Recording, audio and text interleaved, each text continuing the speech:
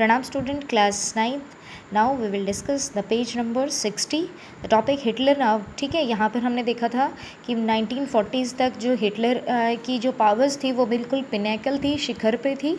ठीक है, हिटलर अब मूव्ड करता है अपने लॉन्ग टर्म कॉन्क्वेरिंग्स एम्स का जो इच्छा थी ईस्टर्न यूरोप को, वो क्या चाहता था, जर्मनी के लिए फूड सप्लाई और लिविंग स्पेस चाहता था। इसीलिए उसने 1941 पर जून 1941 इम्पॉर्टेंट है, सोवियत यूनियन पर अटैक किया। ये हिस्ट्री में उसका सबसे बड़ा क्या है, ब्लंडर, मिस्टेक हुई।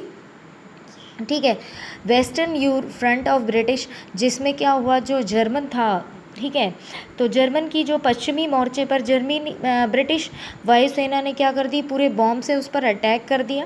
ठीक है, और पूर्व में जो उसकी जो सोवियत सेनाएं थी तो वहाँ पर जर्मनी को बिल्कुल डिफीट करने लगी।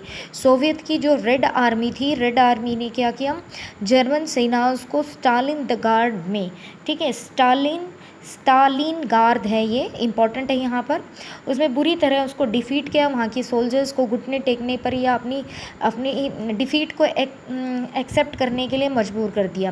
रेड आर्मी, जो सोवियत रेड आर्मी थी, जैसे जैसे जर्मन आर्मी जो है सोल्जर्स पीछे हटते रहे तो रेड आर्मी उनका पीछा करते हुए कहाँ तक पहुँच गई, बर्लिन तक पहुँच गई थी। और वहाँ पर क्या हुआ, हम पूरे यूरोप के अंदर इस इवेंट से अगली जो नेक्स्ट सेंचुरी थी, हाफ सेंचुरी में पूरे यूरोप में किसका कंट्रोल हो गया, सोवियत यूनियन का हो गया था।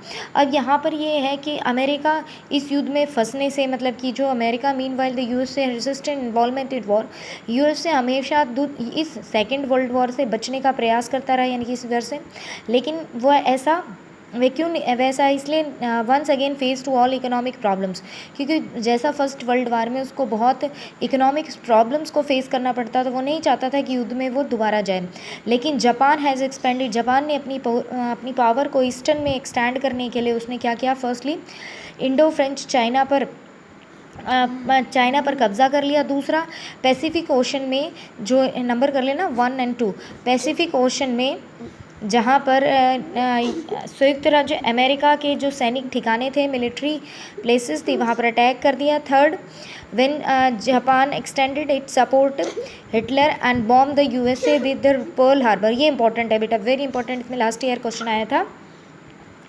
जब जापान को हिटलर को समर्थन दिया तो पर्ल हार्बर, अमेरिका के ठिकानों पर उसने क्या कर दिया, बॉम्ब अटैक कर दिया था। और क्या हुआ था, ये सेकेंड वर्ल्ड वॉर था। इससे जब जापान ने कर दिया तो निशाना बनाया, अमेरिका दूसरे विश्व युद्ध में कूद पड़ा।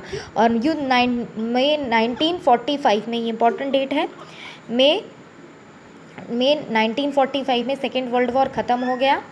ठीक है, जिसके कारण जर्मनी की बहुत ज़्यादा डिफीट हुई।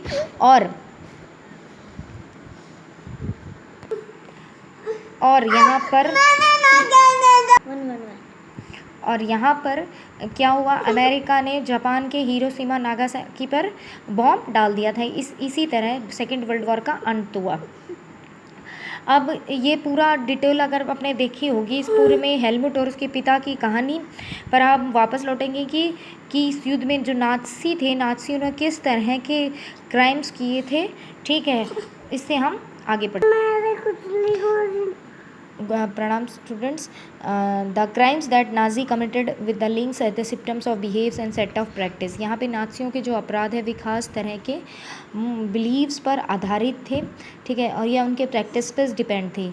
नाज़ी जो आइडियोलॉजी थी, यानी कि विचारधारा थे, उसने क्या किया, विश्व के दृष्टिकोण, ये हिटलर के विश्व के दृष्टिकोण का प्राइवेसी थी।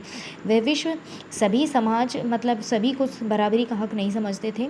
ठीक है, वे नस्ली आधार या तो बेहतर, ठीक है, रेसिकल हरारकी इन, ठीक है, बेहतर या कमतर करते हैं। उनके ज़रिए से ब्लॉन्ड, ठीक है, blond, blues eyes, Nordic German Aryans were the top, सबसे ऊंचे नॉर्डिक जर्मन सबसे हाई थे, यहाँ पे इंपॉर्टेंट लगा ले। ठीक है, और वाइल ज्यूज़ वर सबसे लोकेट, और ज्यूज़ जो थे वो सबसे निचले पायदान पे माने जाते थे। ठीक है, they came to be regarded as anti race and arch enemies of the Aryan. ठीक है, यहूदियों को नस्ल विरोधी यानी आर्यों का कट्टर शत्रु वो मानते थे, यानी कि जो आर्यस के जो एनिमीज़ हैं वो ज्यूज़ हैं। ठीक ठीक है। बाकी all the other coloured people were came depending upon their external features, ठीक है। और दूसरे रंग की जो लोग थे वो डिपेंड करता था उनके एक्सटर्नल फीचर्स के बिहाफ से। Hitler racism borrowed from the thinkers like the Charles Darwin and Herbert Spencer, ठीक है। यहाँ पर क्या थे, हिटलर ने नस्ली सोच जो थी वो चार्ल्स डार्विन या हर्बर्ट स्पेंसर जैसे विचारकों के सिद्धांत पर आधारित थी। नंबर 1 डालें, डार्विन इंपॉर्टेंट है। डार्विन एक नेचुरल, यहाँ से क्वेश्चन आ सकता है डार्विन क्या थे। डार्विन एक नेचुरल साइंटिस्ट थे who try to explain the creation of the plants and animal through the concept of evolution and the natural selection. प्राकृतिक विज्ञान थे जिन्होंने विकास यानी कि डेवलपमेंट और इवॉल्वेशन पौधों का जो भी विकास होता है और प्रकृति चयन की अवधारणा जब पौधों और पशुओं की उत्पत्ति की व्याख्या की थी। बाद में हर्बर्ट स्पेंसर ने later the added the survival of the fittest according to this area only those special survive on the could adapt themselves. ये इंपॉर्टेंट है टू क्लाइमेट कंडीशंस।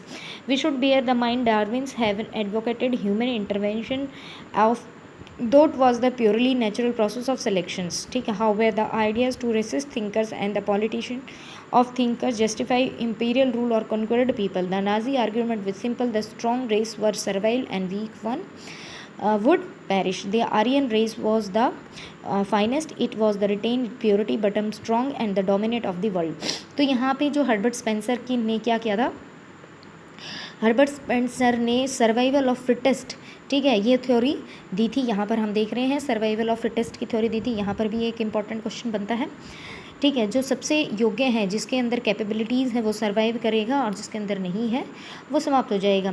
यानी कि जो प्रजातियाँ बदलती हुई एटमॉस्फेयर, ये जितनी भी स्पीसीज़ हैं वो क्लाइमेट चेंज के अकॉर्डिंग अपने आप को ढाल सकती हैं तो वे पृथ्वी पर जिंदा रहें। यहाँ हमें यह बात ध्यान रखनी चाहिए, डार्विन ने के चयन के सिद्धांत में बिल्कुल विशुद्ध प्राकृतिक प्रक्रिया कहा है और इसमें इंसानी हस्तक्षेप की वकालत नहीं की। लेकिन नस्लवादी जो थे ये रेसिकल वाले, ठीक है, ये क्या करते थे, इनका मानना था कि इन्होंने विचारकों और राजनेताओं ने पराजित समाज पर अपने साम्राज्यवादी शासन को, नाज़ियों ने अपने रूल को सही ठहराने के लिए, ठीक है, इन्होंने दलीलें दी कि डार्विन का विचार का सहारा लिया।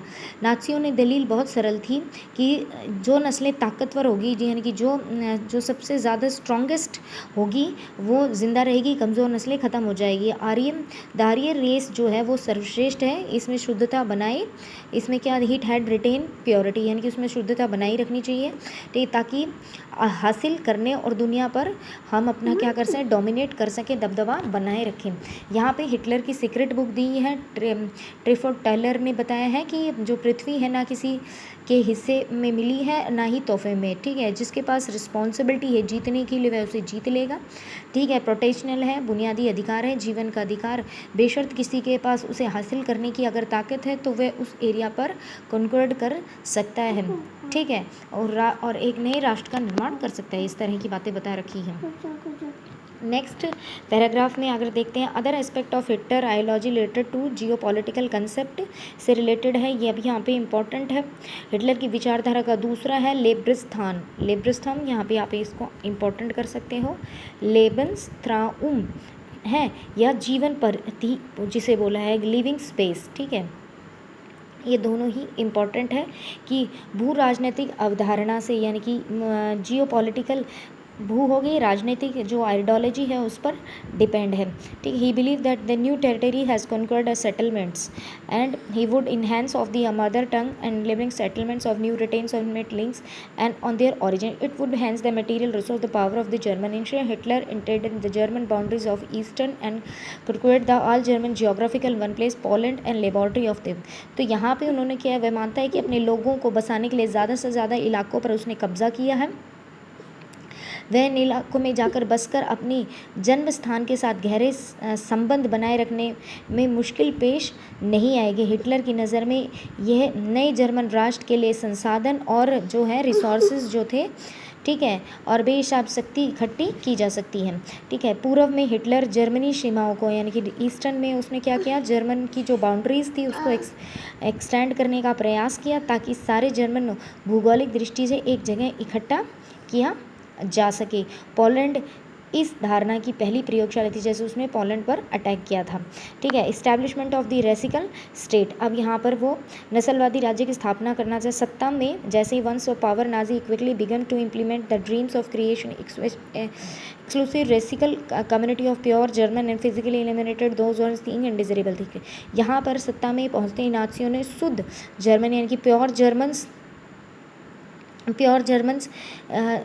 की विशिष्ट जो नस्ली वो सोच थी, ऐसा समुदाय स्थापित करने के सपने देखे थे। सबसे पहले उसने अपने एरिया को एक्सपैंड करने की, तो यहाँ पर क्या है, जो जिनको वो क्या मानते थे, जो समाज या नस्लों को ख़त्म करना शुरू किया, जो उनको प्योर नहीं मानते थे, क्योंकि वे हमेशा क्या है प्योर और हेल्थी नॉर्डिक्स आर्यन समाज बनाना चाहते थे। उनकी नज़र में डिज़रेबल वही है जो क्या कर सकते हैं, तरक्की कर सकते हैं, प्रॉस्पेरिंग है, मल्टीप्लाइंग कर सकते हैं, वंश विस्तार के योग्य मान सकते हैं। बाकी जो है अनडिज़रेबल पर्सन, उनका मतलब था यह निकाला गया कि जर्मन का कोई भी जिंदा रहने का कोई हक नहीं है, यानी कि German it means that even though German who are impure normal no right to exist, यानी कि जो नॉर्मल है, इम्प्योर है, अशुद्ध है, उन्हें ज़िंदा रहने का कोई हक नहीं है।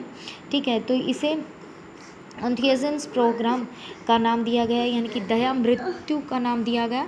इसी में हेलमुट के फादर भी थे, जिन्होंने नाज़ी अफसरों के साथ मिलकर बहुत सारे लोगों को मेंटली जो फिजिकली फिट अनफिट थे उन लोगों को मौत के घाट उतार दिया था।